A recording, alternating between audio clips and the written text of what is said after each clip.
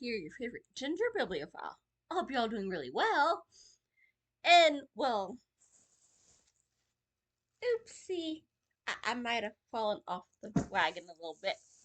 Because I did a Halloween haul last week, because, yay, Code Orange, gotta have some.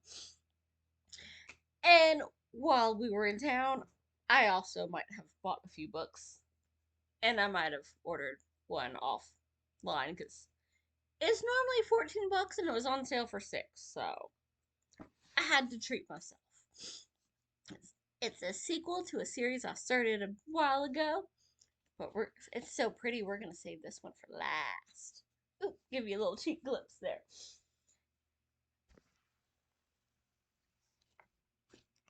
Yeah, you've been caught. If you're gonna nuzzle the bag, you're gonna be there. JB, he likes to investigate. Usually he's not allowed on the table, but he wants to be trouble today. And he's taking advantage of little man being asleep, because otherwise you would be hearing grumbles and yips, and he'd go, ah, and run away, and go hide under the bed for a little bit. Because he already got in trouble this morning. Little man woke up, because JB is not a snuggler. I fell asleep on the couch last night. It was a good nap. And JB decided that, oh, it's time to get up. You moved slightly. And he normally only like passive aggressively cuddles, as in he yells at me and chases me down, slapping my ankles for attention, and then runs off or flops over so he can kangaroo kick me when I go to pet him. But if I'm loving on Jackie Boy, I sit on the floor and, pet him. And he will sneak up in his little creep walk that I showed y'all in that other short and slowly curl up on my hip, because he knows it ticks off Jack, and he's like, nope, you cannot pet me with this, little usurper wannabe around. So that's the only time that he really wants pets, is to tick off his brother, who refuses to be friends with him. Because he is kind of a wannabe usurper that keeps trying to steal his room and his toys. But he climbed in my lap this morning. And Logan's like, excuse me, that's my mama, that's where I snuggle. And the second he stepped on the couch, where he never goes, little man barked at him. And I got a good picture of him. I had to turn on the flash because I just woke up. So there's no lights on, there's no TV on. The curtains are mostly closed. Plus, it was stormy and gray out and 6 o'clock in the morning. So I had to do the flash for it. But you can see JB curled up in my lap, and little man went, I'm gonna eat you. This is my mama, my spot. And was yelling at him. And it was the cutest little wake up ever. So, yeah, there's that story. And let's see. I might be able to get the picture to show. It might be super glary. But let's see if y'all can see. We got my pasty leg, JB, and an angry little man going, excuse me. So that was my morning. And there was the culprit. And now what you're really here for. Some of y'all. Some of you are here just here for the animals. But we got the books. I have been enjoying Clive Cussler, so I gave him another try with Atlantis Found. Because y'all know I love me some Atlantis myths. And it's another Dirt Pit novel. I don't really know what this is about, but I got it from the thrift store, which means everything is half price except for the hardbacks that are always $6. Because I don't know how these folks buy 30 hardback and collector edition books at full price all the freaking time. Your girl works for a living, so I'm trying to read the books that I own, but I gotta make sure I don't run out. And y'all know me, I love some archaeological thrillers. This one I know nothing about. I've never heard of this author, C.S. Graham, The Solomon Effect. But doesn't that look so cool? I saw the title, I'm like, I have to yank this off the shelf and see what it is. And it sounds kind of spyish.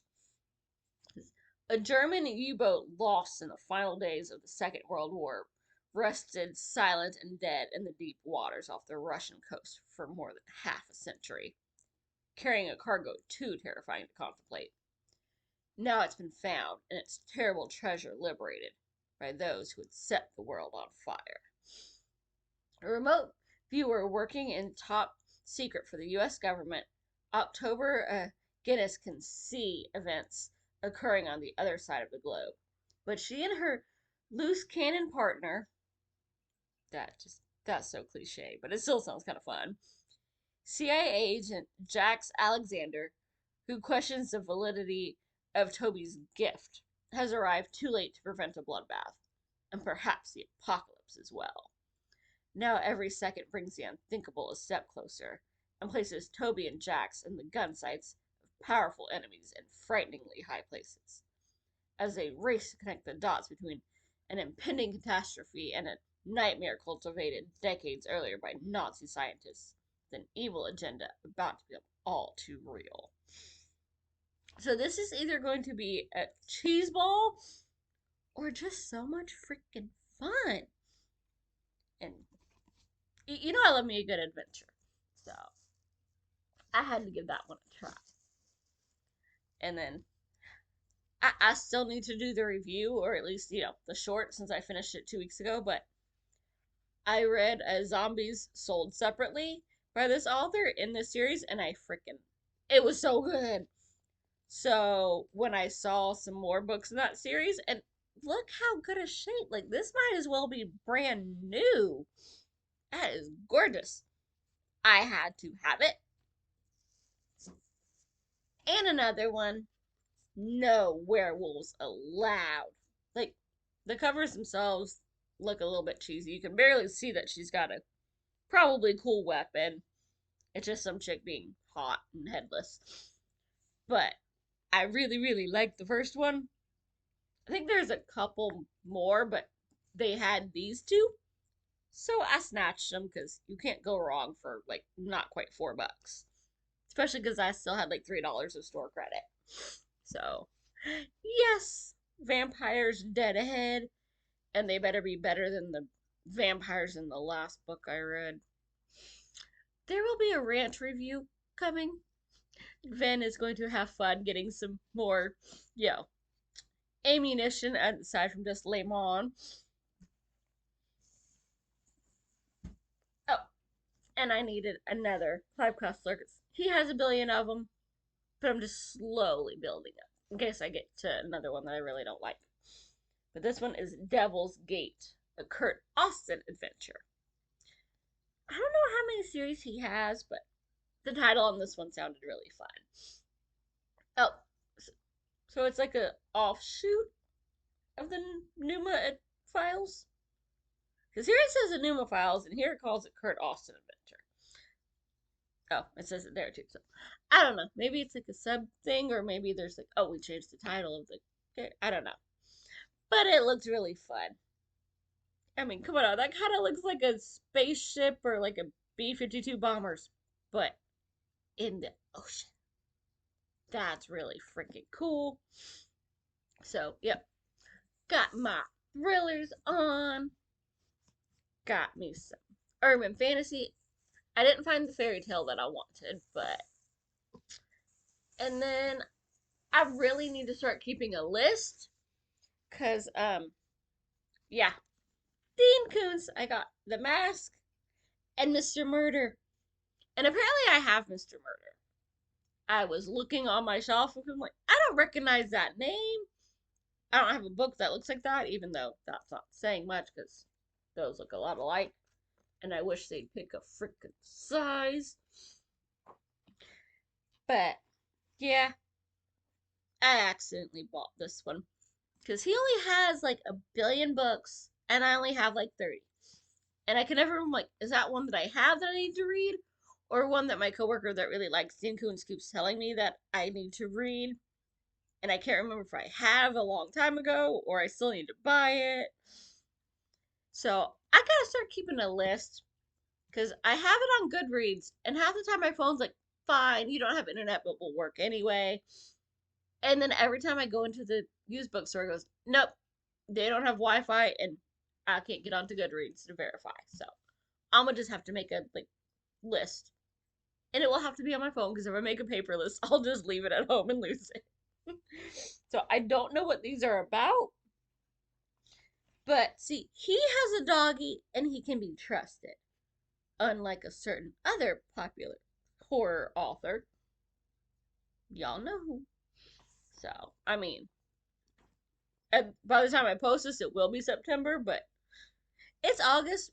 The very end of August is dang near September, which is Halloween Eve. So, we got our urban fantasy monsters and our straight up horror.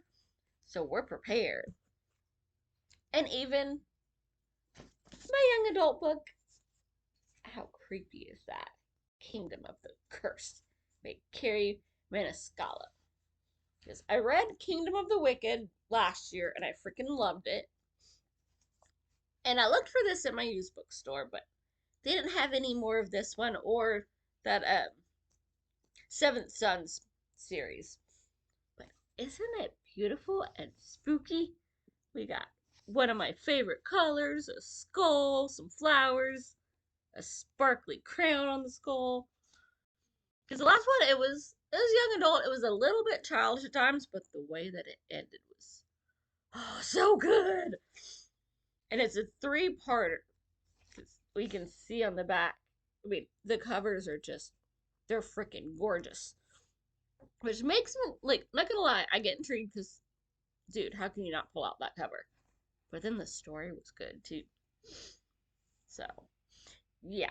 This one, I can't tell you exactly because, well, that would spoil the ending of the other one, but yeah, revenge is a dish best served in hell. How is that not a good quote to get your attention? So, we got witches, we got demons. I'm guessing this takes place mostly in hell. This should be a perfect creepy story. So, yep. That is my baby book haul with an accidental, oh crap, bought it twice.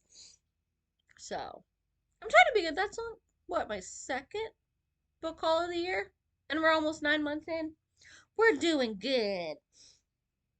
I'm still struggling to get through all the books I own because I have been reading this for the last 2 weeks and I still got that much to go. It's not a hard book. My mind has just really not been in it. And the bad part is, it's taken me 2 weeks to get that far, so I have forgotten some of what I read, and I am not the kind to keep notes. So, this is going to be fun. I know what's going on, but I don't know what's going on. But I'm enjoying it. And that will finish off this duology when I finally finish it. Let's see here. It's 486 pages. Or, I think. No, 468. So I have slightly less than 200 pages to go because I'm on 281. So maybe can I finish this today and tomorrow? Get it through in August? We'll find out when I get to the wrap up. Hopefully y'all are doing well. Have y'all read any of these books? Are you actively avoiding any of these books? Because I'm not sure which one I should start on first. Or any of the other 60 books I own and have not read yet. Drop a line, let me know, and I will see you soon. Bye. Happy reading.